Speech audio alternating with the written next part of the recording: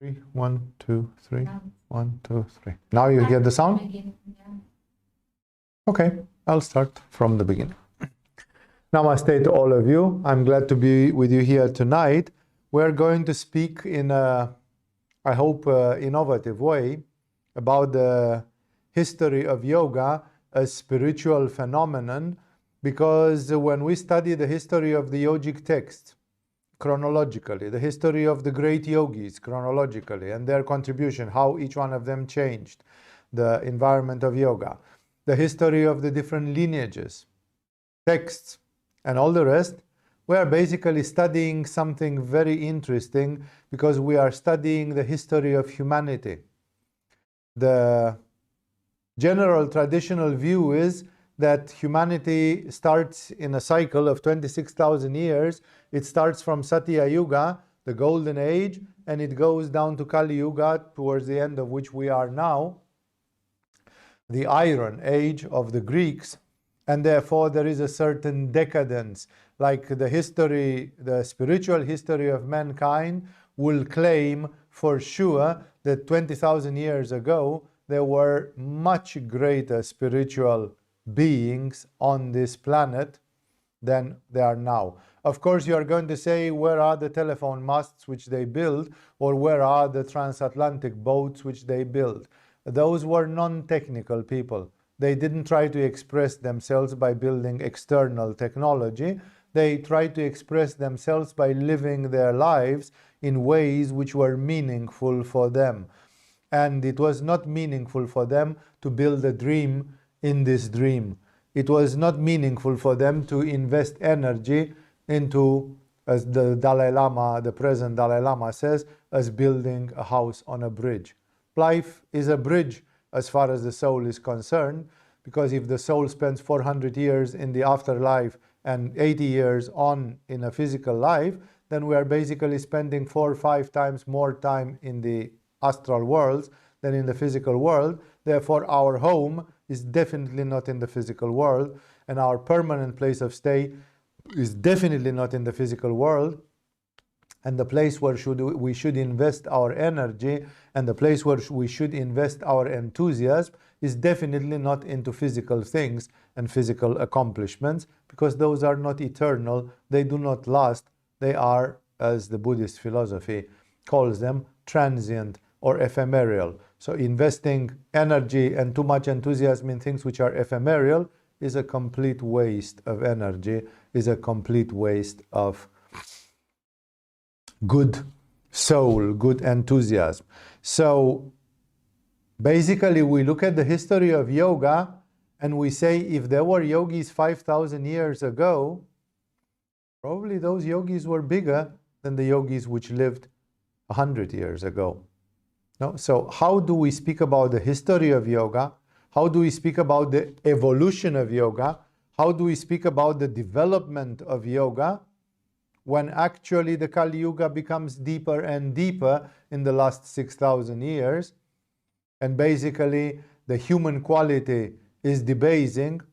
Many of the incarnated spirits in this world are spirits with a heavier and heavier karma, spirits more and more loaded with materialism, skepticism, egoism, problems of all kinds. And then the yoga which is happening in the world reflects them, because yoga has to be adapted for them. Yoga is a very interesting method because it's not based on a person. Buddhism is an imitation of Buddha. Do what Buddha did. So all the Buddhists, in a certain way, they try to be like Buddha. They try to reach what Buddha reached. Christianity is an imitation of Jesus Christ. Try to be as perfect as Jesus Christ was. Live into the footsteps of Jesus Christ. Even in other religions, in Islam, you try to live in the footprints or in the footsteps of the Prophet Muhammad, even if not personally, but he received a message from the Archangel Gabriel and he wrote down the Quran, and you have to live according to that message, according to that text, which is filtered through the pen of the Prophet Muhammad.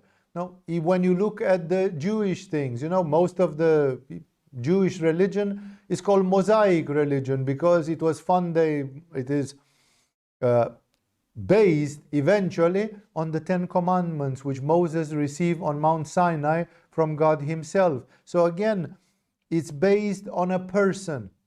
But when you look at yoga, yoga is not based on a person. Yoga is based on multiple traditions. Yoga is based on many centuries. Yoga is based on many texts. There are many directions of yoga. There is yoga which is Hindu and there is yoga which is Buddhist. No, Hinduism, a large part of Hinduism is based on Krishna. Krishna speaks in the Bhagavad-Gita and in Mahabharata. And then there is Lord Rama speaking in the Ramayana even before Mahabharata. And basically 90% of the Hinduism is based on Lord Rama and Lord Krishna, which are both of them incarnations of the deity, of the god called Vishnu. So basically most of Hinduism is based on these two threads, Rama and Krishna, the two root legislators, the two root teachers. But with yoga, it's very interesting because you cannot say, how are we going to adapt the words of Jesus to the modern times? Jesus apparently was against any form of sexual perversion or sexual impurity at his time. But now in the 21st century, everything goes because we kind of adapted Christianity. You know? Either you believe in the words of Jesus or you don't believe in the words of Jesus. Either you respect the words of Jesus or you don't respect the words of Jesus.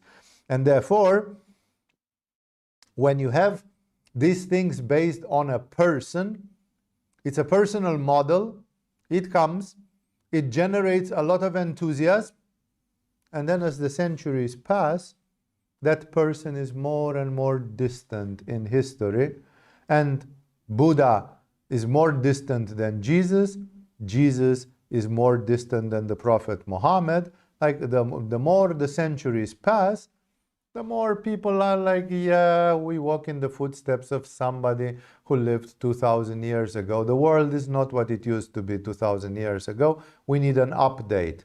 The most fascinating thing, I think, for which I was enthusiastic to talk to you tonight about this element from yoga, the history of yoga, is I think I find its history fascinating because it's a history which is not based on one person. It's not the teaching of a single one great spirit which came, gave some amazing teachings, and humanity was left with a message, well, follow these teachings, stay in the footsteps of these teachings. The teachings of yoga have adapted. The styles of yoga have changed. Even the texts of yoga became updated with the passing of time. And that's why yoga is a fascinating phenomenon, because in the end, if you want to look at it from a spiritual standpoint, no, we can look at yoga like a method of healing, a sort of natural healing, which contains in it even things which are not directly from yoga. Like nowadays, we use yoga, at least 25% of what we use in yoga is about healing. It's a method of healing, but we use in yoga even macrobiotic diet. And the macrobiotic diet is not from yoga. It doesn't exist in any text from India or Tibet. And thus, when we say that we use yoga as many things, but if we look at it from the spiritual standpoint, where it apparently started, yoga is a method of salvation. It's a method to save your soul. Basically, you save your soul if you follow the words of Jesus, but you can also save your soul if you follow the method of yoga. Of course, the fundamentalistic Christians or the fundamentalistic Muslims or the fundamentalistic whoever will not agree with what I say now. They will say, if you follow Jesus, you reach salvation. If you follow Muhammad, you go to hell. If you follow yoga, you go to hell. Only Jesus exists in this world. That's how the fundamentalists think in a fanatic and exclusive way. Yoga is, after all, from the standpoint of the people who created it, is a method of salvation. The name itself is a witness to it, because yoga is called union. Yoga means union. Yeah?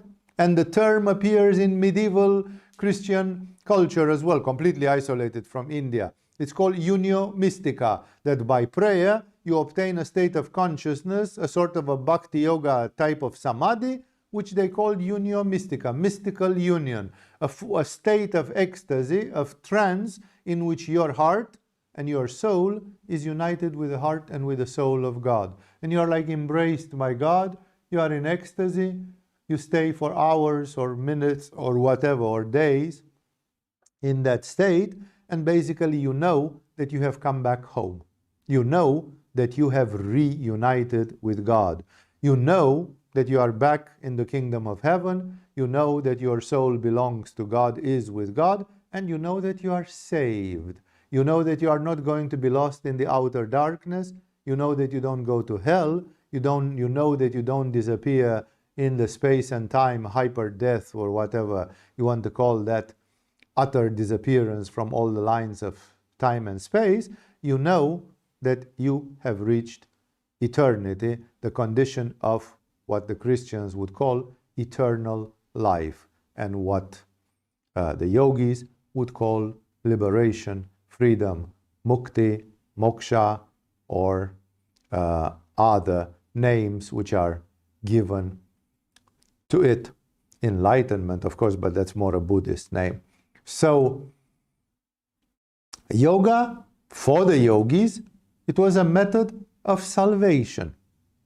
Even 300 years before Christ, when the philosophers which are accompanying the court of Alexander the Great reached India, in the western part of India, which is today Pakistan, they discovered the first yogis. They were here and there, around some villages, 1, 2 yogis living in a hut. And of course, these were very important for the philosophers, because these were the local philosophers.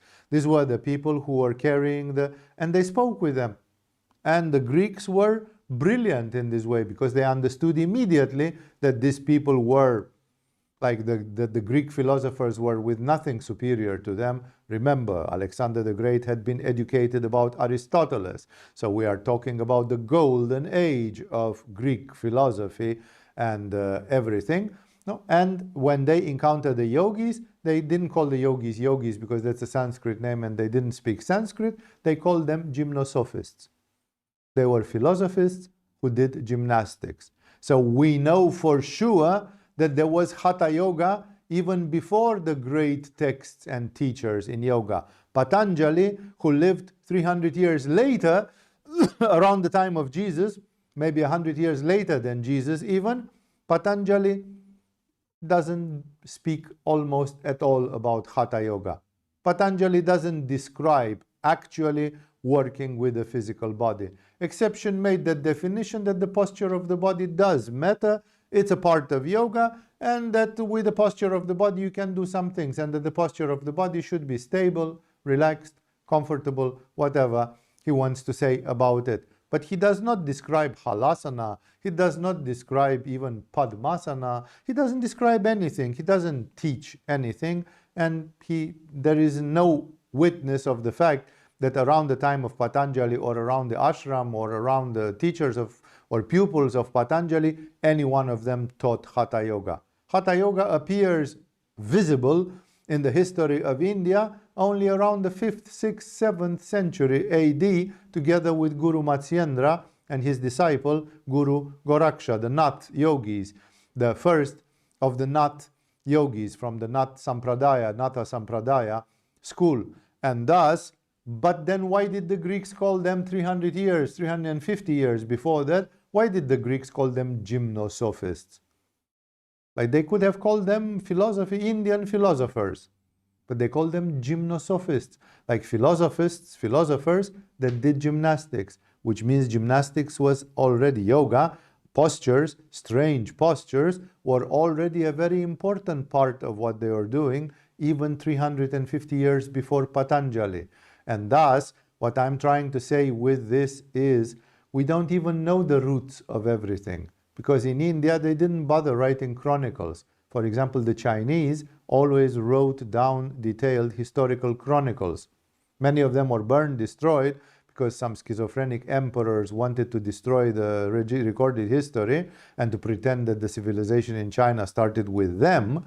But that's those are acts of vandalism. The chronicles existed. But in India, they didn't even bother to create chronicles. They didn't make chronicles. They let history be unwritten and unclear in this way because they realized that it's here and now. It's a constant flow of grace. How does yoga manifest now? No, you guys who are listening to these things and who are trying to practice something for yourselves, you are trying to practice yoga in the 21st century. In the 21st century, of course, it's important to know what Patanjali said 21st centuries ago, but it's strictly orientative because the world is not the same. If you go in the footsteps of Jesus, you always have to ask yourself, what would Jesus think about this today? What would Jesus do? But if you do yoga, you don't have to think about what would Patanjali think, because Patanjali does not pretend to be a perennial source in history. Patanjali simply told you what was done 2000 years ago, and nowadays, when you ask Shivananda, when you ask Yogananda, when you ask Aurobindo and the likes of them, there you find out what the yogis did in the 20th century. Not to mention that now we are in the 21st century, and when Shivananda died, they didn't have television, they didn't have internet, they didn't have smartphones, they didn't have a million things that we have today. They hadn't seen the Beatleses and the hippies and the Tibetans coming to the West and, running away from the Chinese and all that. So things have changed a lot in just the last 60 years compared to what Shivananda tells us or what Paramahamsa Yogananda tells us, not to mention that Ramakrishna was telling us things 150 years ago, and that's a long, long time in the evolution of mankind. So I was very thrilled actually to think a little bit, to contemplate a little bit this history of yoga, because it has some paradoxes. It's a history of yoga which addresses to souls which are more and more inferior. So it's a yoga which addresses more and more to monkeys, and without any disrespect, we are the monkeys. Yeah, we are speaking about the pygmies of Kali Yuga as compared to the giants, to the spiritual giants which are living at some times. Although we can be more educated, I understand what a laptop contains or what a computer works like, and Shivananda didn't have a clue, and Patanjali didn't even know what electricity was. But there were other things very, very developed in those people in those days. So it's very thrilling to see how yoga has evolved, at the same time devolving. How the yoga evolving in time, it actually addresses concerns which are lower and lower, and how some of these ideas in yoga have developed. It's very beautiful actually, because it's a mirror of the evolution of mankind. When we study the first roots of yoga, the first roots where the word yoga is mentioned, they are somewhere in the Vedic texts. And the Vedic texts illustrate a spirituality which is so old that we don't understand it. We have a project sometimes here to maybe watch again the westernized version of the Mahabharata, the Peter Brooks Mahabharata, which is a 5.5-hour long movie. It's true, there is an Indian series called Mahabharata, which is terrible to watch because it has like 800 episodes and of 20 minutes each. So we're talking about thousands of hours to watch in a very, very slow way, in a very, very... So even when you watch the Mahabharata put into stage by a modern playwright, by Peter Brooks, with a modern spirit, dynamic, with all the conquests of the modern culture, like Peter Brooks did this Mahabharata in the 1960s, 70s, he put it on stage, and then it was filmed as a movie, you can see very clearly those people think like nobody in your city or nobody in your village has been thinking for the last 100 years. Like those people think, when you hear Karna and Duryodhana and Yudhishthira and Krishna himself and other people speaking and saying what they have to say and propagating the great truths, it's like, where are these people born? When are they born? I've never heard anything like this. It's like these people come from another planet. Because the earth, 4,000 years ago, 5,000 years ago, when the action of the Mahabharata is supposed to have happened, they are from another planet. It was a different planet that we're talking about. So spirituality, people were searching for a way, a path to salvation. How to save my soul. It's known, not everybody does. It's a thing in mankind. Krishna, in that old days, tells to Arjuna, "Oh Arjuna, out of 1,000 people, only one is looking to save their soul, to do something for their soul." The problem existed 4,000 years ago. In a village there were 1,000 people, and 999 of those people, they were hypnotized by Maya. And somehow they believed that how they look physically, how much money they have, the comfort, the glory, the name, the fame, all sorts of other factors, they matter. And therefore people became slaves to all these things.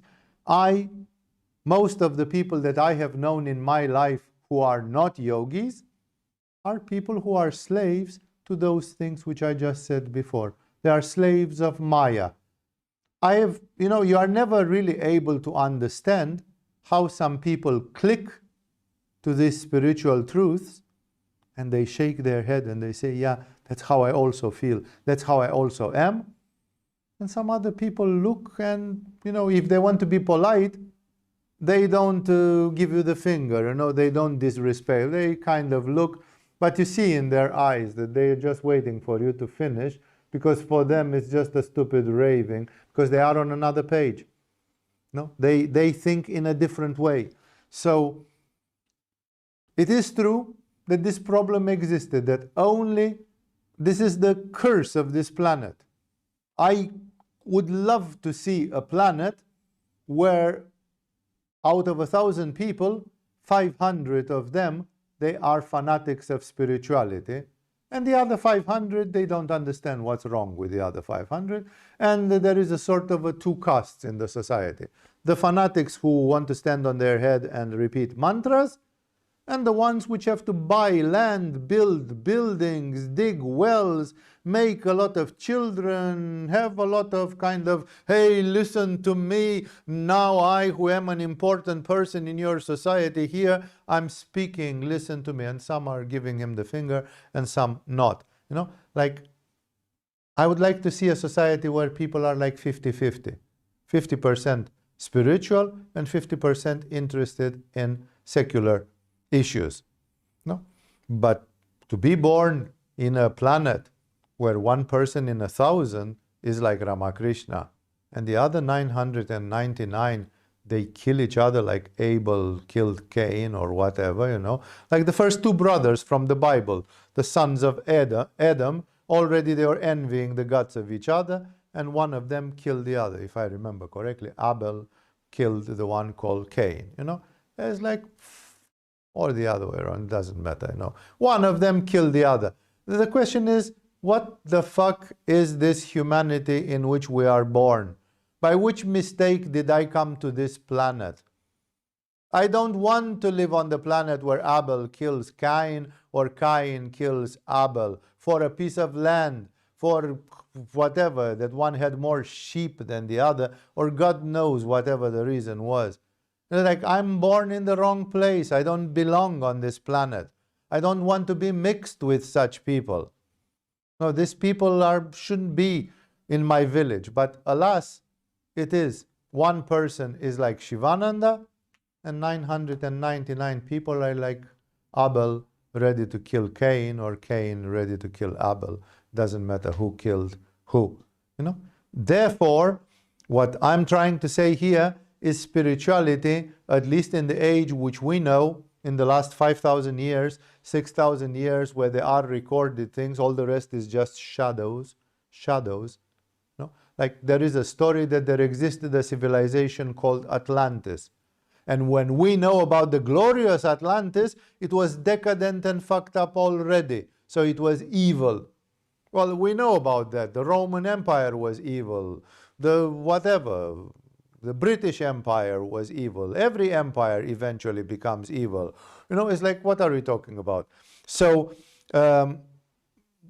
we don't know to be told about how Atlantis became evil, because we see it, the American terrorism, state terror, government terrorism is evil. There's a lot of evil in the Russian power empire is evil. It's like, wherever you look at power, you find a lot of evil.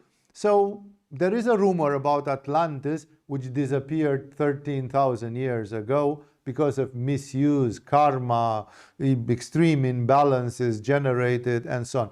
But honestly, Atlantis is still a big mystery. Nobody has found it physically, the bricks of the buildings from Atlantis.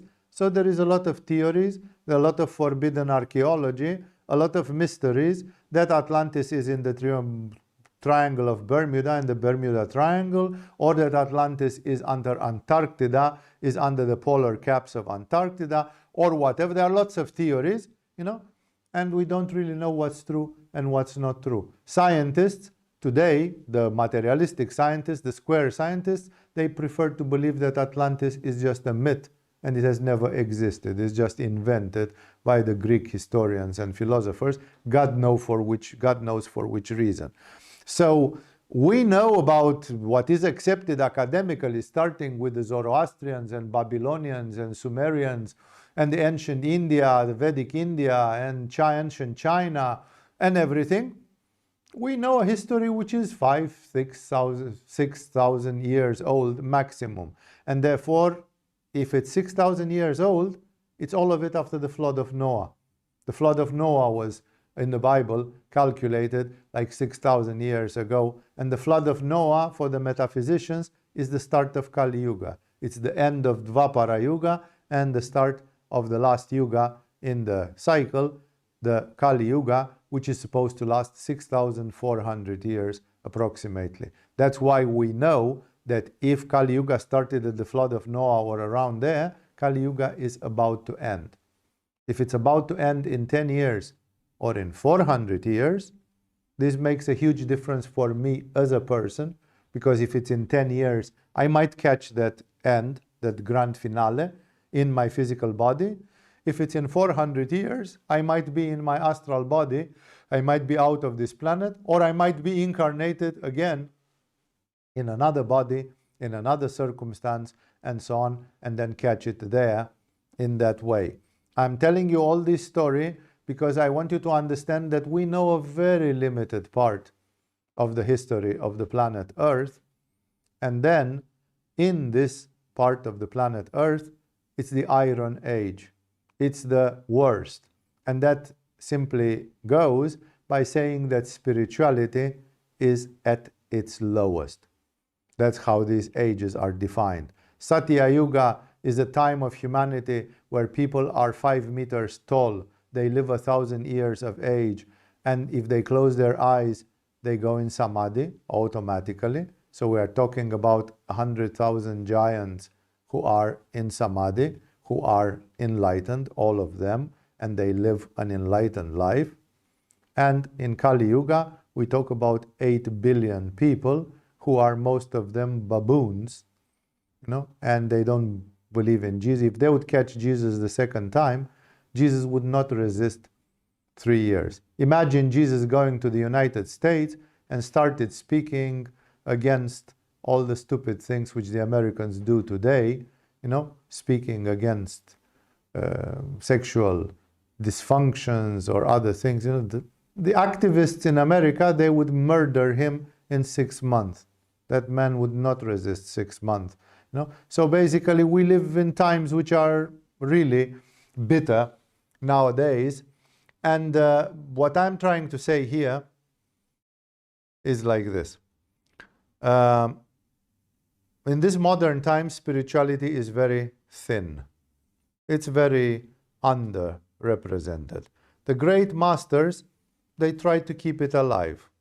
As we can see when we look at the millions of people who go in pilgrimage to Vatican or to Mecca or to the Kumbh Mela and so on, people, even when they are materialistic and they are not ready, I don't know, to give up meat in their diet or to do some things which are specific, like efforts, practical efforts.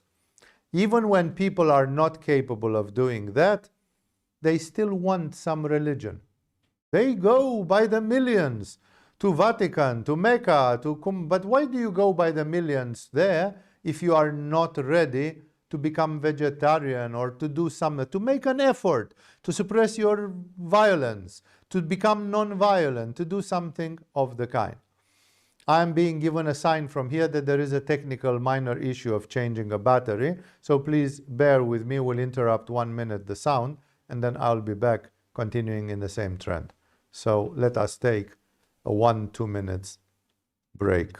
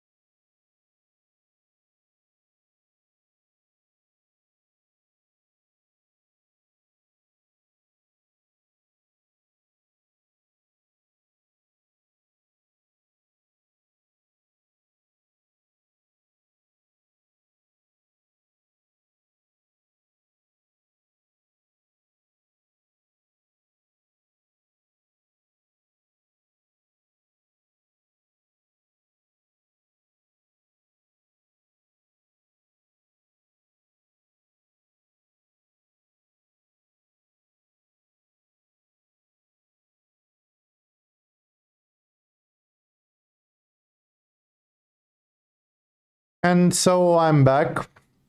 Technical problem solved for now. And therefore, when we look at the history of yoga in this Kali Yuga, in the Vedic culture, which was a very privileged culture because it was one of the first spiritual cultures of the mankind in this Yuga. Again, we don't know what spirituality they had in Atlantis, not in the final days of Atlantis, but let's say 2,000 years before that, like 15,000 years ago. We have no information about these things. We can only speculate, and the people who are clairvoyant, they can try to look in Akasha to see if they find recordings, images from those days, from those times of history. But when we look at what is known, like we have some historical sources that can guide us, and we know that we are not raving completely. No, there is a continent which supposedly exists much before Atlantis, like we're talking now about millions of years ago. Maybe it disappeared at the time when that comet hit the Earth in the Gulf of Mexico 65 million years ago, and it killed the dinosaurs and it changed the climate of the planet violently. It seems that there has been at least one such major cataclysm, if not several, in the history of this planet. And then it's possible that major geological things happen which we don't have a clue. There is a witness in forbidden archaeology about a continent which is called Lemuria, and it comes from the monkeys which are called Lemurians, because there are Lemurian monkeys in South America, in Southeast Asia, in Polynesia, in Eastern Africa, and in Northern Australia. But they couldn't have crossed from one place to another. If the Lemurians have appeared according to Darwinistic things, as a mutation, as a species which appeared at some time, how comes that they are on 5 different continents separated by thousands of years, thousands of kilometers of water? How could the Lemurians have migrated from one continent to another to go in. They couldn't. Only if there was a landmass which united Eastern Africa with the western part of South America. That means the whole Pacific Ocean.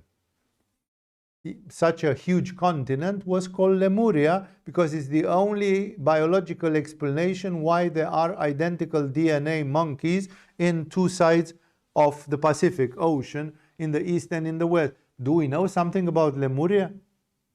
Were there human beings also in Lemuria? Did the human beings live together with the dinosaurs at any time of the history? Or the dinosaurs disappeared 65 million years ago and the human beings appeared 5 million years ago, and then there was no historical connection whatsoever? No? Then why the human beings are obsessed with dinosaurs, and in the subconscious mind of the human being there exist some strange things in the collective subconscious mind about the great reptiles, which are called dragons, and all sorts of things like that. And thus, these are mysteries. That's why I don't want to go tonight into the mystery. It's very beautiful to study the mysteries, because there are some mysteries like this which are very reasonable. I'm not talking about the fact that fat Elvis Presley, fat junkie Elvis Presley is still alive. Fuck Elvis Presley, you know, he was a loser. You know, I don't like him, although he was a very pretty man, but that's all you can say about him. Otherwise, he was a total loser. You know, I don't care if Elvis Presley is alive or not, and I don't care about those ridiculous conspiracy theories which are meant to serve people's ego and preference. Soon you are going to hear that Michael Jackson is still alive, living in Antarctica, or hiding in Antarctica or something. No, this is nonsense. No, I'm not going there. But there are very, very beautiful mysteries, like this mystery of Lemuria. Any scientist is challenged to find out how these monkeys came on 5 continents, you know, from 5 different places, and they are identical in DNA, but they are not connected by a landmass with each other. How were they connected? How did they appear? And when was the first Lemurian born and walked the face of the earth and all that? I'm not going there. I'm staying in the last 6,000 years. There was a flood of Noah, or there was not a flood of Noah. There is a BBC documentary 30 years old which gives even photos that the Ark of Noah is encased in a glacier on a mountain between Armenia, Iraq, and whatever they call it today, this land in the north of Iraq, Turkey, Iraq, there where the Kurds are, Kurdistan or whatever. You know? And thus, I'm simply... and nobody goes to investigate, you know. There is no crazy explorer who goes there to go and steal a piece of wood from there and bring it back to a laboratory in Europe and analyze it with carbon, with radioactive carbon or something, to see if it's a piece of wood which is 6,000 years old or 6,400 years old or whatever, you know. So there are many mysteries, and many of them are beautiful. But fact is that starting with the old civilizations, the old Vedic civilization, the Zoroastrians of Persia, the Babylonians with their cuneiform writing and all those, the Egyptians, the mysterious Egyptian civilization, which seems to be older than 6,000 years, because some of the artifacts in Egypt, they seem to be definitely older than 6,000 years. Some of them could be 10, 11, 12,000 years, to the borderline of the Atlantis history. In those days, there were spiritual people. Even if there were 1 in 1,000, there were spiritual people. And these spiritual people, they stood away from their village and they said, go ahead, get yourself as much cattle and houses and land as possible. Fight who will be the mayor, who will be the chieftain in your village. See if I care. I'm going out in the desert or in the jungle or in the mountains, and I'm trying to find out, first of all, who am I? Why am I here? Because your lifestyle doesn't satisfy me. It's not what I want. There is no philosophy to your lifestyle. There is no contemplation. There is no compassion. There is no oneness. There is no integration. There is no mystery. There is no curiosity. There is no, it's all about greed and satisfying your instincts and who's bigger, power games, Muladhara, Svadhisthana, Manipura. But above that, Nothing. Nothing. No, baboons, human beings living in the lower chakras. And therefore, these spiritual people, they tried to find a way to salvation. Maybe some of them were high spirits incarnated. Maybe some of them were already born with clairvoyance, with an open third eye, with something. And these people put together the basis of all the spirituality which we have seen on this planet in the last 6,000 years. In the beginning, this spirituality was more clumsy. Like when you look at the, texts from the old Zoroastrian religion or from the Babylonians or others, even the Egyptian Book of the Dead and others, you find texts which are naive, primitive, convoluted. And when you look in India, you find the Vedas. And the Vedas are just endless collections of hymns, of religious hymns, dedicated to some old deities, like Aditi, Varuna, all sorts of deities which today are not even worshipped anymore. So it's like the Vedas have died, practically speaking. And therefore, we see constantly that people have tried to find a way to salvation. In India, one of the most outstanding things of this was the fact that they knew pretty early that your physical body can help you. If you stand on your head or if you don't stand on your head, that will make a difference for your salvation. And this is why we got the gymnosophists. The early history of yoga is therefore very fuzzy, very foggy. Nobody bothered to write that history of yoga.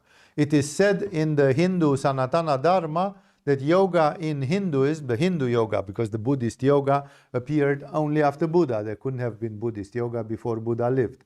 No, so it was a yogis who crossed on the camp of Buddha, and they did yoga in the name of Buddha, in the style of Buddha. But the original yoga, which was Hindu, which is mentioned in the old texts, was apparently created by the Rishis. The Rishis are a mysterious group of 7 people, especially there are 7 Rishis, there are more, but the ones which did yoga are Sapta Rishi, called the 7 Rishis. And the 7 Rishis practiced yoga. They were having a very different style. They were family men, they were married, some of them had children. They were not practicing this intense yoga in caves, in mountains, the ascetic, extreme forms of yoga. These have appeared only later in history. As the oldest scholarly admitted proof of yoga, because again the Vedas are evaluated differently in scholarship as how old they are, although they are supposed to be 6,000 years old or more. The first archaeological evidence comes from India, from a city which is in today Pakistan called Mohenjo-Daro. And in Mohenjo-Daro they found some ceramics, some tiles of ceramic, like decorations to put on the wall.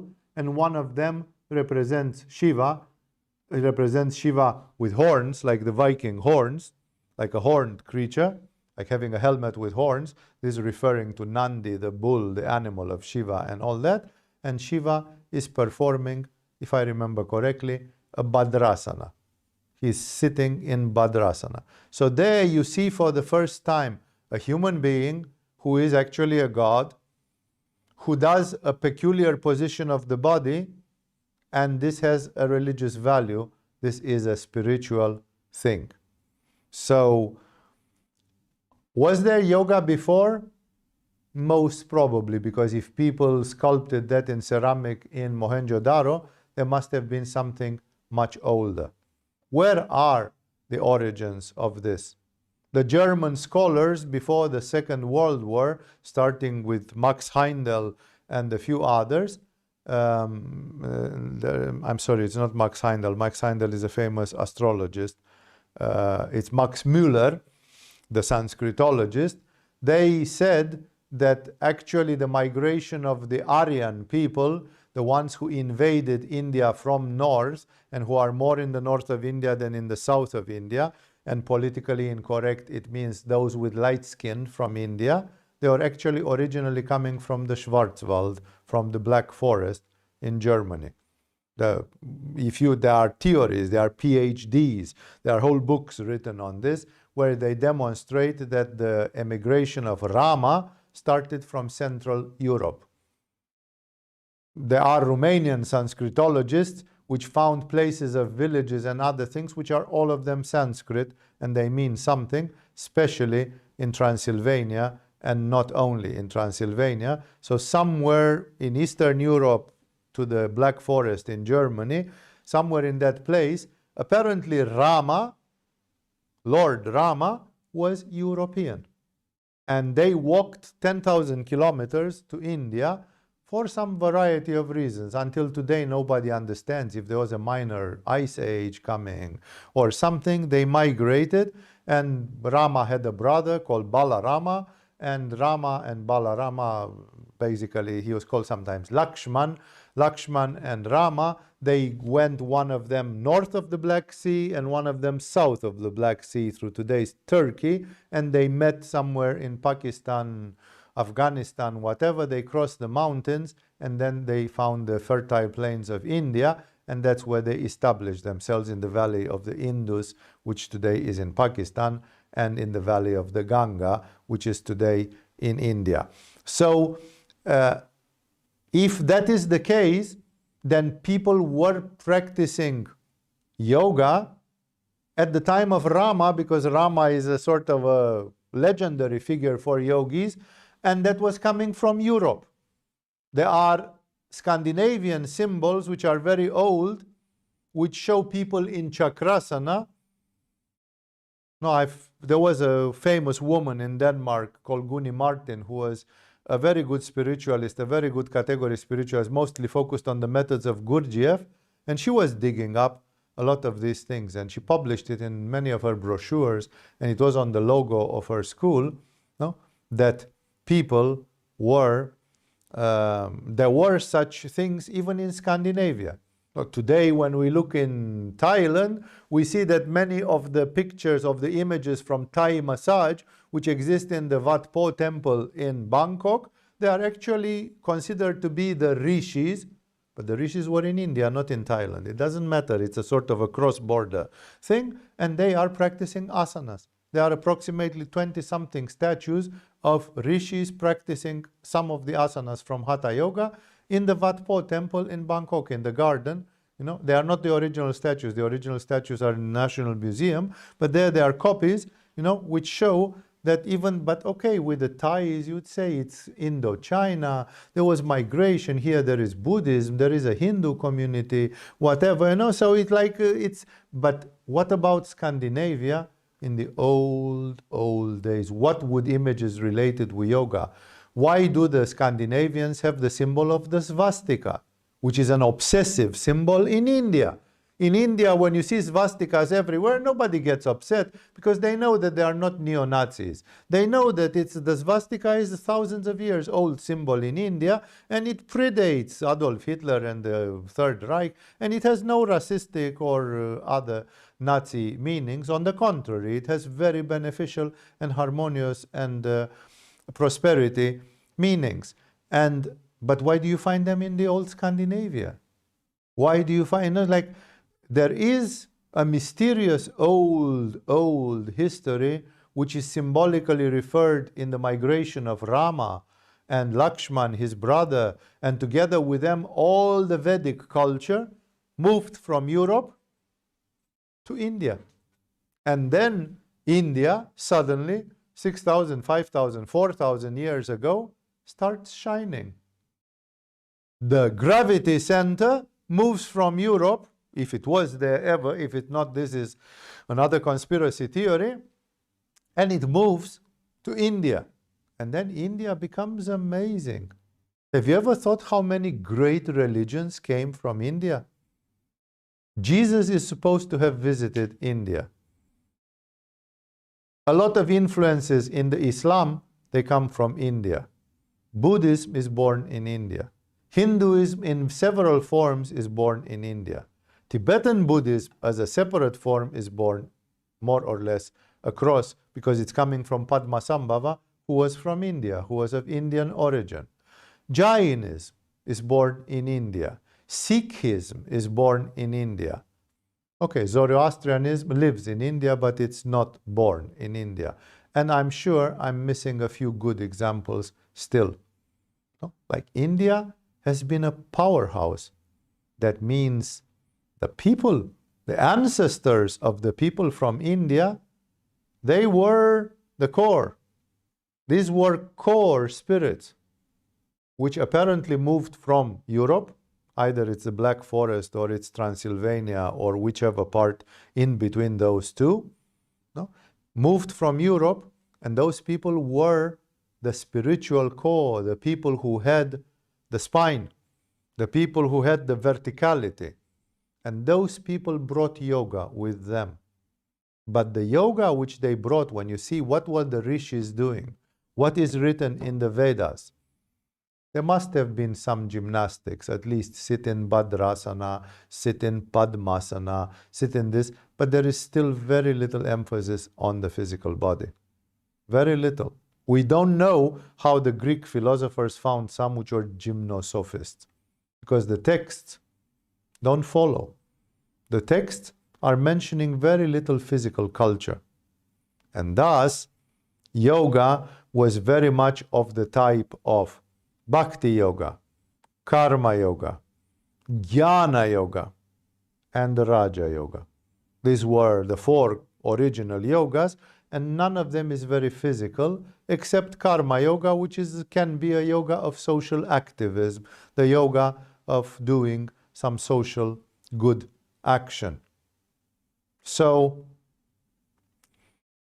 when we read about yoga first time and about the first masters, those were the Rishis.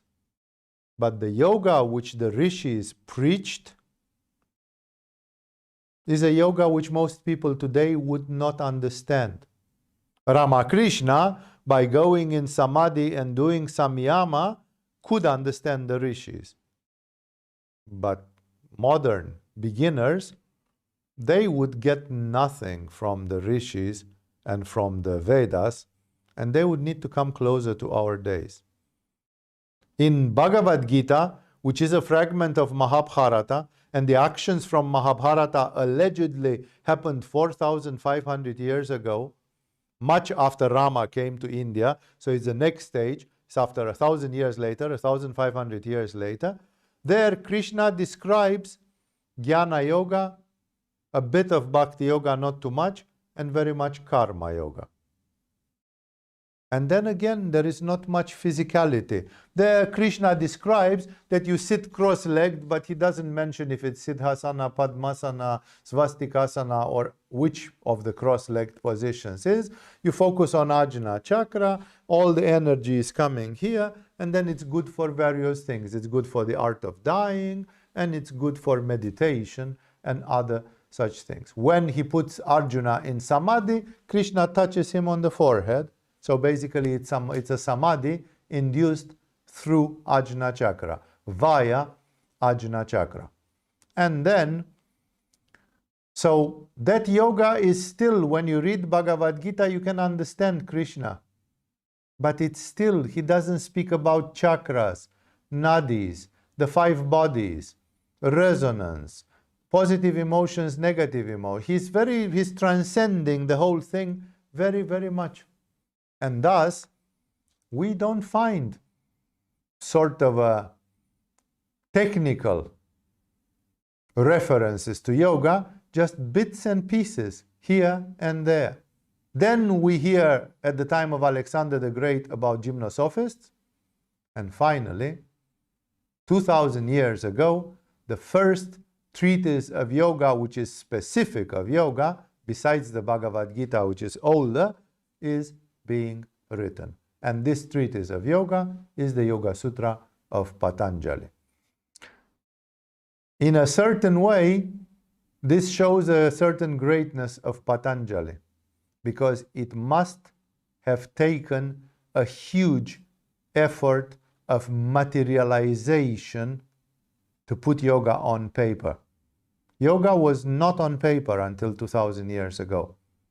And just to be able to write some sentences which will be readable after 2000 years and still mean something, like to be able to put your thoughts into words, this is a great thing. It shows a great creativity and a great power of manifestation.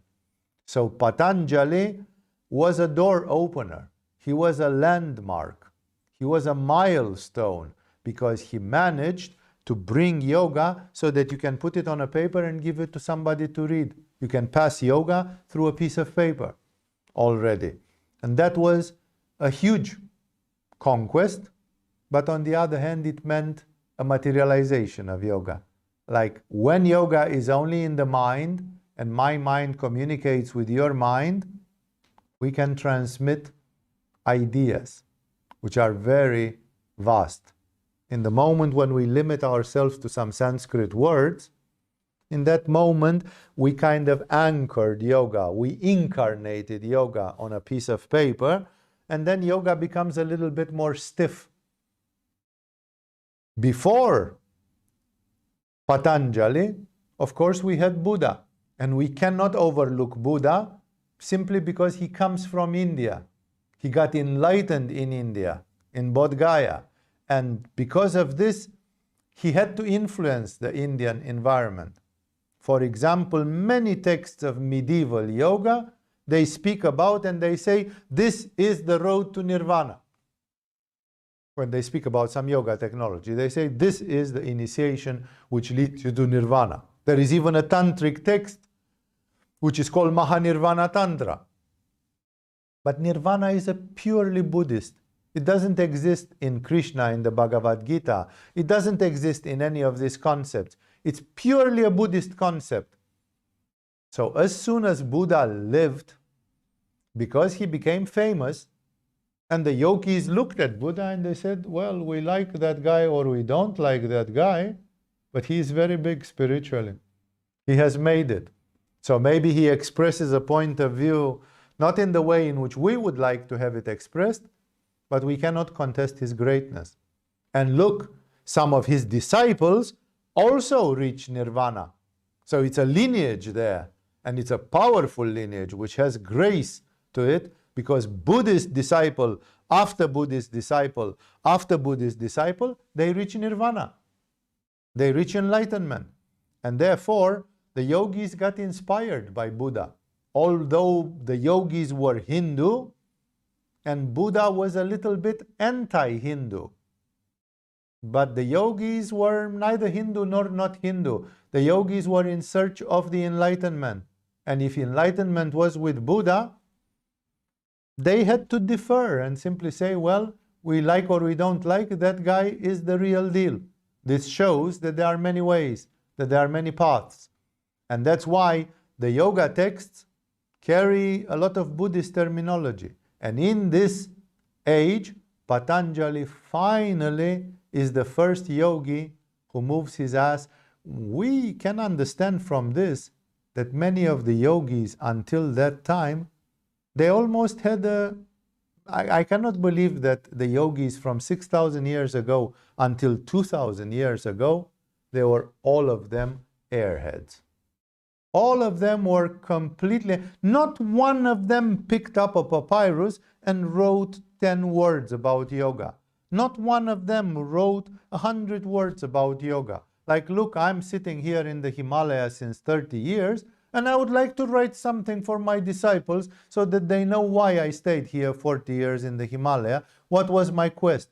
I'm looking for this, I'm doing this, I'm looking for that, I recommend this. Nobody did. Nobody did. And therefore, I can admit that half of them were up there in samadhi and kind of flipped freaks, airheads, you know, but I would admit that some of them were probably earthbound people. Many great yogis in the 20th century, they have been astrologically earth signs, you know, like really earthbound people. No? And I wouldn't believe that none of those earthbound people 3,000 years ago didn't find out a little time to write, to carve in stone, to do something to leave a mark. So they probably didn't want. There was probably an unwritten law among the yogis that yoga should be transmitted orally, only from teacher to disciple. People were learning, but they were not supposed to spend their time writing it down, because it will reach to people who don't deserve it, who will not understand it, who will misinterpret it, and therefore it's not going to give results, positive results anyway. Patanjali broke that seal. Exception made of the Bhagavad-Gita, which is supposed to describe events older than Patanjali. Patanjali is the number one. And Patanjali, his text, I have commented it already extensively in satsangs a few years ago. Patanjali has commented on Raja Yoga, the yoga of the mind, a very potent form of yoga, the yoga of the third eye. The advice of Patanjali in terms of Raja Yoga is valid until today. If today you wish to practice Raja Yoga, 50% of your inspiration is coming from Patanjali himself. And the other 50% are coming from different teachings of Ramakrishna, Shivananda, Aurobindo, Satyananda, But basically, it's coming from there. Patanjali was the one who broke the ice and put yoga on paper. And Patanjali is a sort of a revival after Buddha. The Hindus didn't like Buddha. That's why Buddhism went out of India, and it went to Bhutan, it went to whatever.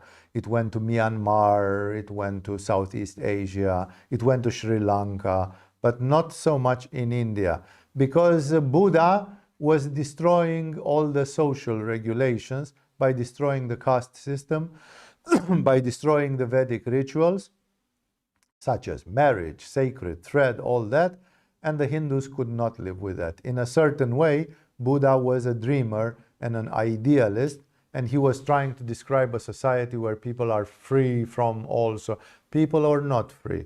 People were baboons, and people needed a lot of rituals and regulations and things for the daily life, because 999 people out of 1,000, they were actually not doing yoga, they were actually not doing meditation, and they needed just some social religion, some religion which applies in society, not some religion which applies in an ashram, in a bungalow, in a cave. Some religion by which you play some religious games. You go to Kumbh Mela once every 12 years, and you say if you take a dip in the Ganges, all your sins for the last 1,000 incarnations are washed away. But then look at India, what a miserable country was and still is. Those people are bathing in the Ganges every 12 years for 200 years at least, since Shankaracharya, Why aren't their karmas washed completely? And why isn't India the New Jerusalem? Why isn't India the kingdom of heaven on earth? No? How can it be so miserable that husbands, when they get bored with their wives, they wrap them in plastic and cellophane, they sprinkle them with gasoline, and they set them on fire? How can India be a country where people make x-rays to their children, and if it's a girl, they perform an abortion because they want a boy? It's like, where do you see the sins of 1,000 lifetimes washed? This is what religion is in the society. A bunch of superstitions and a bunch of beliefs, out of which some is true, and the rest is just Walt Disney. The rest is just a lot of colorful rituals and for people not to get bored. If you go to Kumbh Mela, you prepare 3 months before and you tell stories about it 3 months after. 6 months of your life are busy with the Kumbh Mela, It's like it keeps you busy. It's when Nero said, what do you need to rule people in Rome? Nero, the dictator of Rome, who set Rome on fire, he said in Latin, panem et circenses, which means bread and circus. That's what people need. Bread and circus. Religion is very much circus. No? If people have bread, enough food so that they don't starve, and then you give them some religious thing, go to Mecca and walk around that stone 7 times. 5 million people, you can see them from satellite. It's wow. I am a Hajj, I have been to Mecca. The Prophet Muhammad has given me his grace. You want to believe this, believe this. It can't be harmful to believe some positive things like this, but how true it is and how much the karma of people has been cancelled or this, you can look, facts are facts. You look at the facts and you see the karma of India has not been washed because gazillions of people have taken bath in the Ganges. They only believe that. But the karma is not cancelled. So Buddha was this kind who told them, man, you suck. Your religion is just a bunch. They didn't like that. People preferred to live in that illusion, in that dream, and then they made Buddhism go out of India by simply ignoring it, and then the Hindus were in search of a soul. Like, what do we fill up the gap? Before Buddha, we had all these Vedic rituals and so on, but Buddha spat on them and told us how stupid they are. So they had to find a new Hinduism. So the new Hinduism is coming, and yoga is part of it. Patanjali is a sort of yoga strikes back. Hinduism strikes back after Buddha. And therefore, it's not only Patanjali. Together with Patanjali, and in the years after, they came, this is what is called classical yoga, there come some very important trends. And one of the trends which is very powerful and it culminates in the 7th century is Vedanta. Vedanta is something which gets inspired, I'm sure, by Christianity and Buddhism, and it sees that people in Christianity, and especially in Buddhism, they try to be celibate, they try to conserve their sexual energy. Like when you do spirituality, you do it together with diet, sexual discipline, this, that, and then they say, hey, we cannot be left behind. We look primitive if we don't. And therefore, they start introducing very ascetic forms of yoga, very tough forms of yoga, where you go in a cave, you go in an ashram, you go in the mountains, you don't eat, you are strictly vegetarian, you do this, you do that, you practice brahmacharya very strictly, and this is the new fashion. And one direction is Vedantic Yoga, which becomes full-on with Gaudapada, and especially with Adi Shankaracharya in the 7th, 8th century. In this line, that's the centuries when there appeared the Upanishads. Especially the famous, there are 7 of them, Upanishads of yoga. There are 7 Upanishadic texts which mention chakras, meditation, Jivatman, the mantra Hamsa, the different things. These are Upanishads. So the Upanishads are, especially the Upanishads of yoga, they are part of the Vedantic trend. And Vedanta is brilliant. Exception made of Kashmiri Shaivism, in my opinion, Vedanta is one of the highest things which India and yoga has ever produced. For example, even Ramakrishna, who was a great arbiter of yoga, who was a great enlightened spirit, even Ramakrishna proclaims that for him, Vedanta was the highest teaching which he had received from his gurus, and he is very strongly advocating it. And his disciple, Swami Vivekananda, the great Vivekananda of India, 120 years ago or more, he is again advocating Vedanta big time. He all the time speaks in a very praiseworthy way about Vedanta. Together with Vedanta, in India there appears another trend, and that's sort of the counterpart. This is the Tantric Path, and the Tantric Path manifests first of all on the mysticism of the body, that your body is the universe, that your chakras reflect God, that God is in your chakras under the form of Vishnu, Rudra, Ishvara, and all that, that your body, the different locations in your body accumulate privileged energies, that by working with those energies, you can enlighten your spirit. So this materializes beautifully in the 6th century and a bit later in the 7th, so about the same time, a bit earlier, 100 years earlier than Shankaracharya, with the famous 2 gurus, Matsyendra, called Matsyendra-Nath, and Goraksha-Nath. These people are the ones from whom there results the Hatha Yoga Pradipika and all these traditions. All these texts, Hatha Yoga Pradipika, Shiva Samhita, Geranda Samhita, Goraksha Sataka, they are all of them coming from this lineage, and this is the mother of Hatha Yoga. Whatever Hatha Yoga existed before, we know it existed because they were called gymnosophists, and because there is a 5,500-year-old image of somebody sitting in Bhadrasana. So there was something, but we don't know how systematic it was and how clear it was. It became full-on systematic and the tapasya, a yoga, a practice, a sadhana, about in the 6th century with Matsyendra and Goraksha. That's when they came with Kundalini Yoga, and that's when we have the basics of Tantric Yoga. Well, this Tantric Yoga with Hatha Yoga and Kundalini, it resulted also in a powerful vitality. Youthful people doing Hatha Yoga, they had a lot of sexual energy, and then they were, at least the Vedantins, they were not eating for 5 days. And then their horniness disappeared by fasting. You can simply kill your horniness by not eating a few days, then you are not horny, for sure. No? But the Kundalini yogis, they were in the physical body, they were eating good food.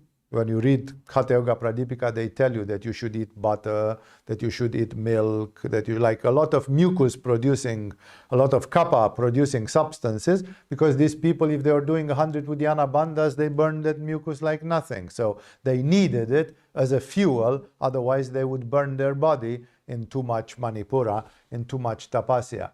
And these people, therefore, they had the thing go in the physical body, be very physical, and from the physical body take energy to God and consecrate it in Sahasrara, like in a fire ceremony. You know, from your Muladhara, sent it back to Sahasrara under the form of Kundalini. And then these people are the ones who invented the sexual yoga. Whatever rites of sex they were until then, such as things, the Kama Sutra does not, for example, mention any ritual sexuality for God. So the people who wrote the Kama Sutra, which is supposedly quite old, or perhaps the same age with the Yoga Sutra of Patanjali, they were not mentioning ritual sex, sacred sex. This appears only together with the masters of Kundalini. The masters of Kundalini, they say, well, you can do the same thing while you have sex and then see what effects it will have. And this is how we have, after the 5th century, 6th century, 7th century, then we have the big parts of tantric sex, of sexual yoga, of the tantric sexual yoga. Exactly at these centuries, 6, 7, 8, yoga moved to Tibet as well, through Padmasambhava, under the form of Buddhism. So yoga became Buddhistic, and Marpa, the translator, who taught yoga to Milarepa, therefore the golden age of Tibetan yoga, was in the 11th century. So 7th century, 8th, 9th, 10th, 11th, 12th, they were absolutely gigantic, and Indian yoga was going forward, becoming on one hand Vedantic and on one hand Tantric. These were the modern trends in yoga, and in Tibet it was becoming Tibetan yoga. And then something terrible, or simply logically historical, happened. Genghis Khan and his dynasty was born, and these people conquered Asia. And conquering Asia, they allowed the Central Asia to be Islamic. Genghis Khan was not Islamic, they were whatever they were, some Mongol religion, and more on the Chinese side, but they realized that they cannot control Central Asia which was very much Islamic at that time, except if they allowed the Islamic rulers to rule in the name of Genghis Khan, to pay the tax, but they had the freedom of religion. And these people took over all the Central Asia, and these are the people who conquered Kashmir, and then they went to India. Mysteriously, they never conquered Tibet, because Tibet was too fucked up to conquer. Tibet was so difficult geographically that even Genghis Khan and these guys, they said, you know what, leave those guys alone. You know, it's like, consider that a white spot on the map. Metaphysicians consider that Genghis Khan was given warnings because he tried to enter in the place of Shambhala, somewhere north of Tibet, and the Shambhala people told him, if you come here, we break your legs. You die. You know, so kind of stay away from. And then Genghis Khan defined a white spot in Tibet and North Tibet, where he said that part we're not really interested into, and so on. But he gave the power over the Western Mongolian Empire to dynasties from Central Asia, Uzbekistan, Kazakhstan, Turkmenistan, all those nations in that part there, as well as Afghanistan and so on, and they conquered India. And then starting from the 12th century until the British took it over, for 6 centuries, India was under Islamic rulers. These Islamic rulers, they converted as many Hindus as they could to Islam, sometimes by the sword, but it did not surpass more than 25% of the population of India, maybe 30. And most of them nowadays, they are in Pakistan or in the other side, in Bangladesh. In the core of India, not too much. And because of this, however, one conclusion was there. When the king is Muslim, when the emperor is Muslim, like Akbar and others like them, they despised Hinduism. They considered Jews and Christians like losers. How stupid you can be that Jehovah gave you the gift, and then Jesus updated that gift, and the Jews are losers once because they didn't catch that train and they stayed with the old things and they missed the update of Jesus. And then 700 years Muhammad came and he gave the second update. And then the Christians are losers because they did not convert to Islam, and the Jews are twice losers because they did not convert to Christianity and then they did not convert to Islam. They missed the train 2 times. Like now the truth is with Muhammad and with the Quran. So they had disrespect for Christians and Jews, but they had utter contempt for Hindus and Buddhists, considering these people pagans, heathen. They didn't even hear about Jehovah. These people didn't know shit about the one God, and they were therefore really inferior. With the Jews and with the Christians, you talked about confused people who missed the train. But with Hindus and Buddhists, you deal with heathens that have to be converted just to save their soul. So in this time, yoga was very persecuted. That's when the golden age of Kashmiri Shaivism stopped with Laleshvari and Jayarata in the 12th century. Laleshvari witnessed the big Sufi master who converted Kashmir to Islam, what to do. No? She considered Kashmiri Shaivism much higher than a popular religion like Islam, but what to do if people want that, people can have that. And in India, whoever did practice Hindu things, including yoga, was persecuted. Because of this, one thing happened. Tantra went down. The tantric music, the Rudravina, was taken by Islamic musicians. The temple dance was used for prostitution. All the dancers were considered just prostitutes. And all the temples and this, they were allowed for architectural purposes. And actually there are several Hindu big temples which were demolished and turned into mosques. And even today, the Muslims and the Hindus are fighting in India for those, if they should come back to the Hindus or if they should stay as mosques and all that. Exactly as they did in Jerusalem, where on the place where the Temple of Solomon had been, the Muslims built the Golden Rock, the mosque, the Golden Mosque in Jerusalem. And today they are still fighting with the Jews because the Jews says we have to take your fucking mosque down and to rebuild the Temple of Solomon. And the Muslims say, over our dead body, will you do that? And the Christians look at them and they say, you are both of you confused. Jesus is the Savior. You know, so it's like everybody is believing something else. That's why it's so difficult. So in India, yoga was persecuted. And the difference was that the Tantric people used a lot of images, visual, auditory, music, dance, temples, places for collective sexual rituals or whatever they did. And these were very difficult in those 600 years because of the Muslim agents which were actively fighting against it, trying to put it down as much as possible. And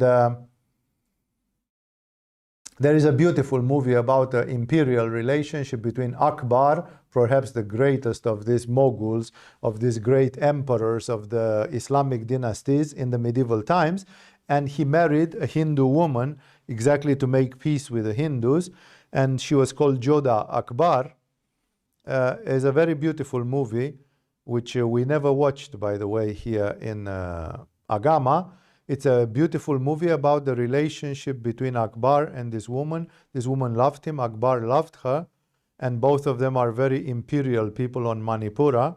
So it's a relationship very much on Manipura, superior. You know, it's not just this Muladharas Vadistana, na na na, murmurgena, de ne ne ne, Bombay, Bollywood shit. You know, it's a very dignified relationship. There you can see precisely some of this. Fact is that in those 6 centuries, Tantra went down almost completely. It almost disappeared. Just a couple of centuries before that, they had built the great temples of Khajuraho, the erotic temples of India. It was the golden age of sexual Tantra and of Kundalini Yoga. And those became completely others, the Konarak temple in Orissa and others, which present erotic things, and they disappeared, they were ignored. We are lucky they have not been burned down or demolished. And therefore in India, what survived very much was yoga which was done in the forest. Yoga done in the cities, you didn't have too much because the cities belonged to the Islamic rulers. So the yogis who still wanted to stick to their original yoga, they went into the forest. And those were the Vedantins. That's why Vedanta survived and even took off, and Tantra was more vulnerable. Together with that, we find in yoga important currents of Bhakti yoga, appearing in the 15th century, 16th century, in the middle of this time. This is the time where grand masters kept on writing texts of Hatha Yoga, like Svatmarama, writing about Hatha Yoga Pradipika, Geranda, very late, almost in the British time, writing about, again, Hatha Yoga and Kundalini Yoga. So the Hatha Yoga was continuing, but here is, I'm telling you this because I want you to understand one particular aspect. Hatha Yoga in the 18th century, it was run by Vedantins, not by Tantrics. It was taken from the Tantrics and used by Vedantins. And because of this, the meaning of Tantra Yoga, of Hatha Yoga, started changing. Hatha Yoga started being using for harnessing the body and for punishing the body. Like you want to move a lot, because you are Vata or whatever. You know what the solution is? You go in Siddhasana or in Vajrasana and you don't move one finger for 4 hours. And that will be felt like torture. Because you want to move, and you use your willpower and you say, fucking stay. And therefore, Hatha Yoga becomes like a punishment, like a pain. It becomes like a mortification. While, for example, Patanjali never wrote such a thing that you have to punish yourself by doing Hatha Yoga. And the Tantric meaning is that you cosmicize the body and you go in resonance with the chakras of the universe. And therefore, it's not at all for punishing. It's an alchemy. It's a cosmicization of your body. But modern yoga in the 18th century and so on, Hatha Yoga, when it was still used, very often it started being misinterpreted and misused as mortification, as a form of asceticism. Yeah, if you are really ascetic and you are fasting for 3 days, and for 3 days you sit in the lotus pose. No, bang. But what is this? Is it a torture? Is it a, no? Yes, it's a tapasya. You are supposed to do the, like, okay, couldn't we find a less destructive tapasya? Couldn't we find a more intelligent tapasya? No, they didn't care, because the philosophy is Vedantic. The thought behind it is Vedantic, and because of this, there is this big transformation of yoga. So yoga was on a down course, especially a little bit Vedantic, but even that one. And then the British came, and the British thought that if you are not Protestant, Anglican, Christian, you are a loser and you'll go to hell anyway. Fanatic, Protestantic Christianity. And they were just trying to convert India to Christianity, if possible, to Anglican Christianity, plus all sorts of sects which were roaming around. And yoga was still going down. As somebody was pointing out in the Q&A this week, the ritual of sati was eliminated almost totally. The Thuggees of Bengal were eliminated. The sexual ritual of the tantrics, which were still there, and the sexual symbolism was eliminated, to the point where in 1930-something, Mahatma Gandhi, who had been educated in Oxford or in Cambridge, I don't know which was which, because Gandhi was in Oxford and Aurobindo was in Cambridge, or the other way around, it doesn't matter. One of them was in Oxford and one of them was in Cambridge. Mahatma Gandhi, who was brainwashed in Cambridge or in Oxford, he was asking to demolish the temple of Khajuraho and parts of the temple of Konarak, because they presented these pornographic scenes, these scenes of group sex, anal sex, oral sex, and even animal sex. There is a scene of animal sex, and Mahatma Gandhi asked that it should be wiped out of history. And it was Rabindranath Tagore, the writer, the poet, the Nobel Prize winner, who wrote an angry letter to him, and he said, shut up, you don't know what you're talking about. You're just a fucking Puritan, brainwashed by the British. Our ancestors were, for example, in the 12th century, when the Islamics took over India, women were not wearing a bra. The sari was not containing the top. The top was made compulsory by the British, and already the Muslims were embarrassed to see the women's breasts, and they were asking them to cover it. Until the 12th century, there was a Latin traveler who came to India, who was called Al-Biruni, and Al-Biruni wrote a famous text, which is today, just Google Al-Biruni's India, where he described India in the 11th century as a Catholic missionary. Sex was free, women were half naked. It was a totally different, and nobody was embarrassed about it. It was very free in this way. India today became so idiosyncratic and so odd. Women, you girls, if you are traveling, if you go to India, you cannot show your knees even. Your skirt should always be lower than your knees, because the Indians are like horny baboons. If they see a white girl showing her knees, they drag her into a corner and they rape her. It's just insane. But India was not like this 8 centuries ago. This is what 6 centuries of Islam and 2 centuries of Britain made to India. They created sexual repression, frustration, and then the yoga related with these things was also demolished. And thus, starting with the 12th century until the 18th century, we can quote 2-3 great yogis. 2, 3 great yogis. Chaitanya in the Vaishnava mysticism of Lord Krishna, Sri Chaitanya, a few others. Gheranda in the 17th century writing Gheranda Samhita, and something in the authorship of Shiva Samhita or something.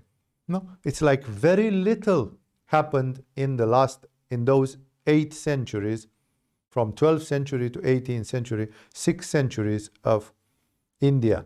And then in the 19th century, the big luck came with Ramakrishna. Ramakrishna was supposed to be an avatara, and one of the missions of this avatara that was Ramakrishna, it was that he revived yoga. He did yoga, he showed the power of yoga, he got results through yoga, he taught yoga, he spoke about yoga, he inspired many other people to go into yoga, including into the Mahavidya yoga, into Tantric yoga, worshipping Kali in his case, and basically this is where yoga started being reborn. Together with Ramakrishna we have Ram Prasad. Together with Ramakrishna we have Vivekananda and other 11 monks of the Ramakrishna order, Abhedananda, Saradananda, all those. After Ramakrishna, we start having the dynasty of Lahiri Mahasaya, Sri Yukteswar, Paramahamsa Yogananda. After Ramakrishna, we suddenly have the emergence of Ramana Maharishi. After Ramakrishna, we have the emergence of Mahananda Mai. We have the emergence of Swami Shivananda Sarasvati. We have the emergence a bit later, in the Second World War, the emergence of Sri Aurobindo. We have the emergence of a few great, some of these had great disciples, like Swami Shivananda had great disciples like Chidananda, Krishnananda, Satchitananda, and not to forget the famous Satyananda, the author of the Bihar School of Yoga. And in this way, there have been, after Ramakrishna, suddenly yoga blossomed again. And this is how we got the modern yoga. And somehow the people in the 19th, 20th century, they managed to save whatever could be saved from yoga. Whatever they could not save, some of it had survived in Tibet, like the technology of Pova and the art of dying and other things.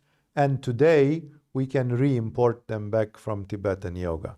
So yoga started with the old Vedic yoga, which nobody understands much of, because you have to be in a special state of consciousness for it.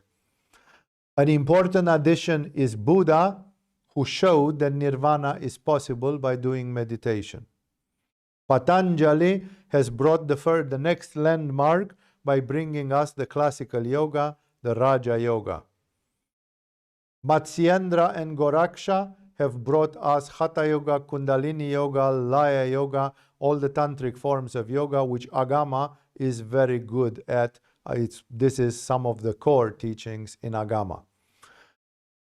Shankaracharya has brought to us the Vedantic Yoga, which even Ramakrishna in the 19th century benefited from, and people like Shivananda and others, they write beautifully about Vedanta.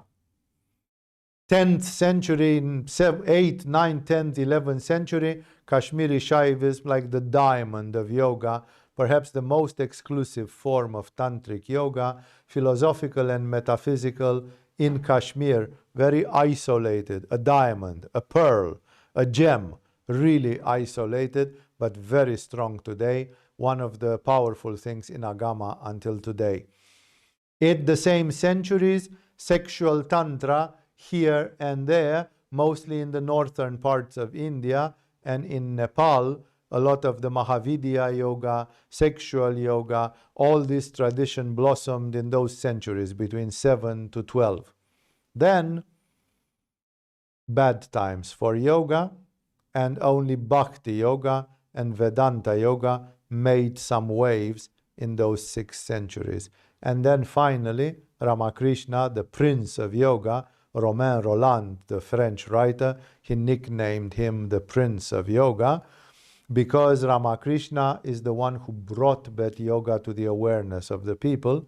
And then Vivekananda preached it, and others, and in this way, yoga became the big thing again, until today, when a part of yoga is just fitness, monkey yoga, gymnastics, and so on. But still, it has the advantage that many people say, hey, I know about yoga, I do yoga. One could argue, hey, you know very superficially, you don't know everything which is to be known. But hey, at least it's good you heard the name, at least it's good you did some exercises from yoga, then you can choose to go deeper, you can choose to see what the real aspects of traditional yoga are. So, in this way, I made a travel with you, and one thing is a clear thing which I did not mention and I wish to mention. Yoga became more and more bodily. Yoga became more and more like engineering.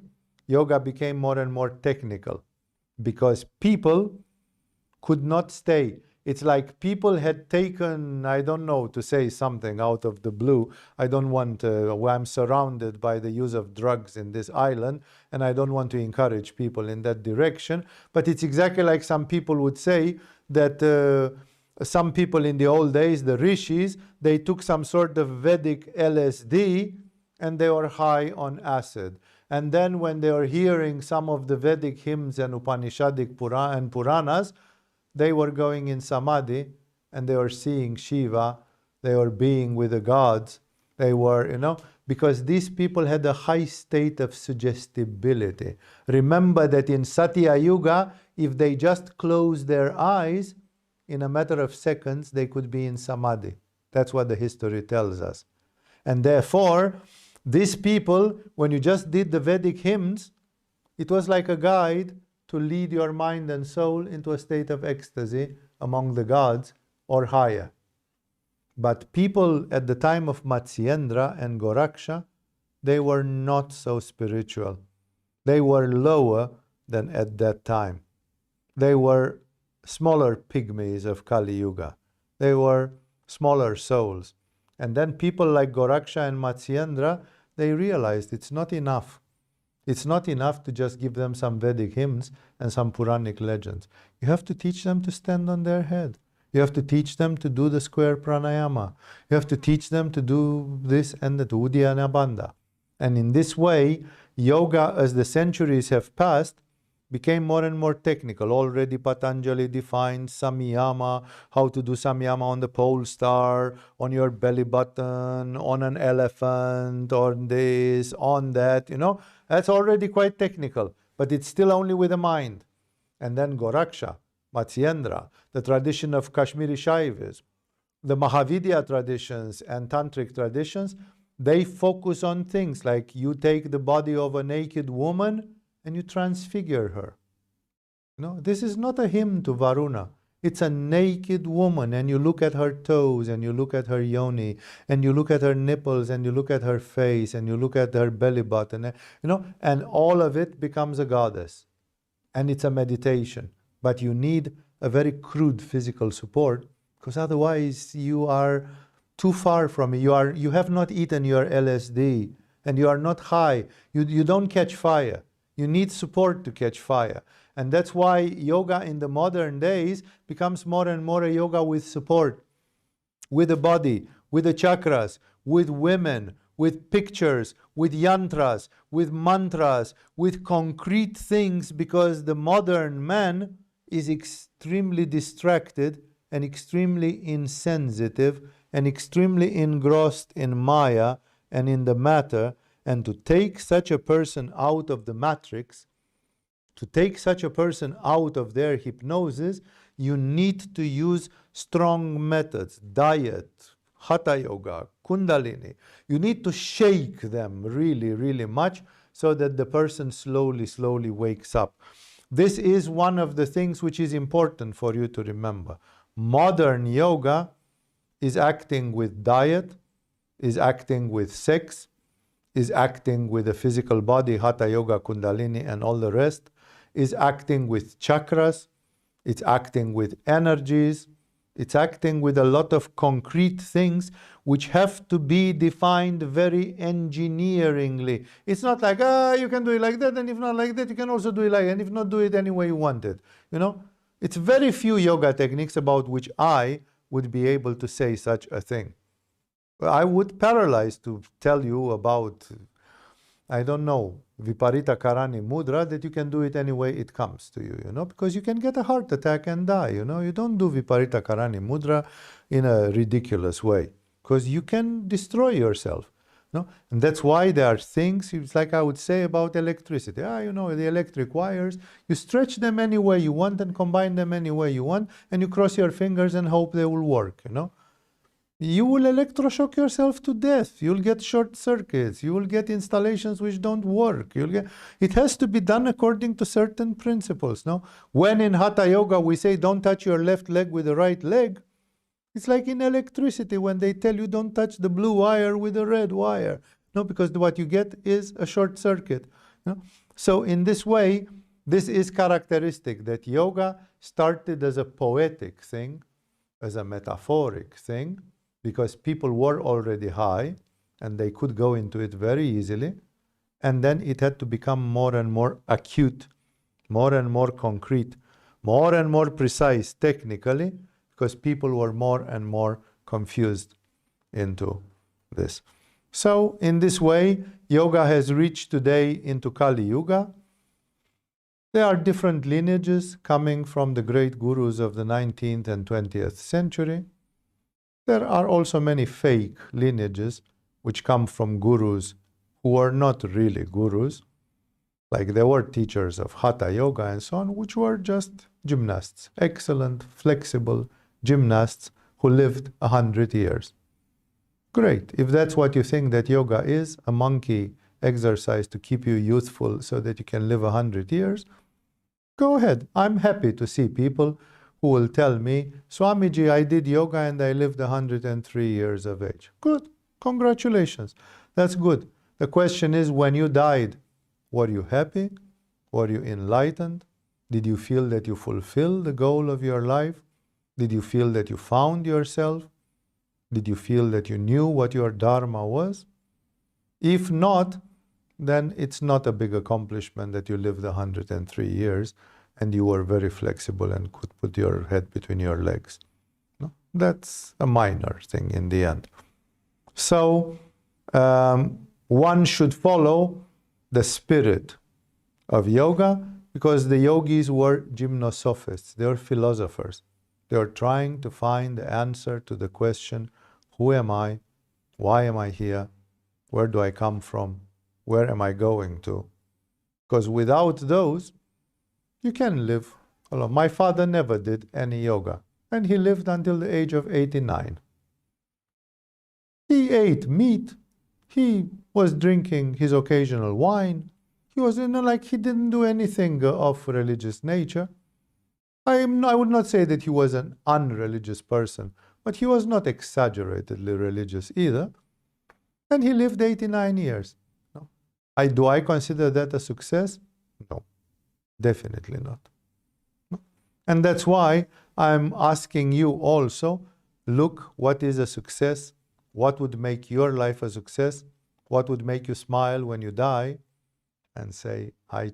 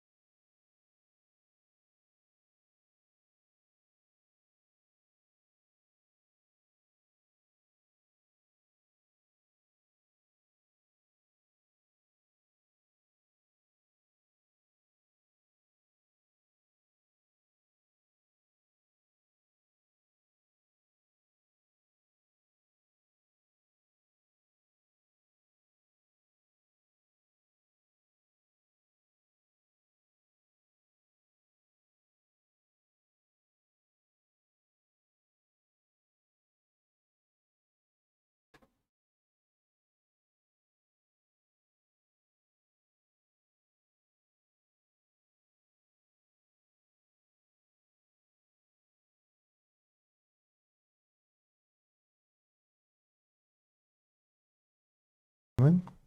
1, 2, 3. Oh, now it's coming. I can see it. We're on. So, as you can see in Kali Yuga, we have still the spirit of it, but we don't have battery in the camera. So let's conclude. The story of yoga, the way I've told it to you, it seems to be the story of Indian spirituality, and it seems to be the history of humanity. Yeah? There are different phases. Yoga applies to different generations of people who have a different psychology, who have a different understanding of themselves, of the universe. So yoga is beautiful because it becomes modernized. Yoga, for example, we use music in yoga. Exception made of the tantric masters like Abhinavagupta and others who played their own music. Music was not used much in yoga. Most of the yogis lived in silence in the Himalayas. So yoga with music, which we use extensively in Agama, is a thing of the 20th century, after music could be recorded on magnetic tapes and replayed at will again and again. And so yoga is growing, is modernizing. Now we have a video yoga. We have people who watch movies on video and they say, wow, I felt my heart chakra so much during this movie. Hey, Ramakrishna didn't do that, but it doesn't mean that what you do is not right. It's right. It's video yoga. They didn't have video recordings in the 19th century. Now you can do yoga even with video recordings. So yoga is alive. It grows. It adapts to people of this age. Technology of yoga is alive and changing in the good way, in the adaptive way. And that's why I think that the history of yoga is fascinating, and it follows both the history of India and the history of humanity in general. I think that nowadays, in the end of Kali Yuga, yoga is one of the most alive spiritual methods that is still left on the planet Earth, and that with yoga you can get very concrete results, starting from your physical body health, well-being, balance, and so on, but also finishing with your emotions, mind, spirit, aspiration, openness, happiness, sublimation, and all the other great words which define what's happening in spirituality. I was happy to be with you tonight in this satsang to remind to us our roots, our origins, where do we come from. We are the heirs of one of the greatest methods of liberation, a method of salvation. The yogis have looked since ever for how to liberate themselves, how to enlighten themselves, how to save themselves, how to live their lives meaningfully, and that's what yoga is. Thank you all for joining. See you further in the activities of Agama.